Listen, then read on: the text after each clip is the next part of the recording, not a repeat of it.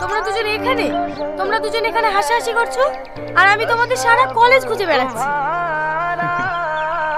কেন, কি হয়েছে? কি হয়েছে মানে? আমার বান্ধবীর সাথে প্রেম করবে আর ওকে একটু সময় দিবে না? শুধু বন্ধুকে সময় দিলেই হবে?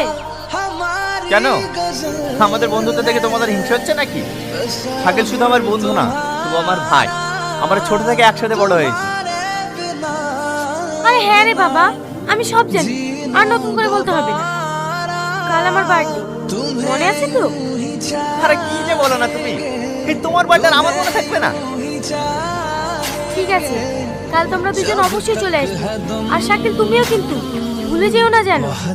কি ব্যাপার, ওকে ওইভাবে বলার কি আছে? যাবো তো।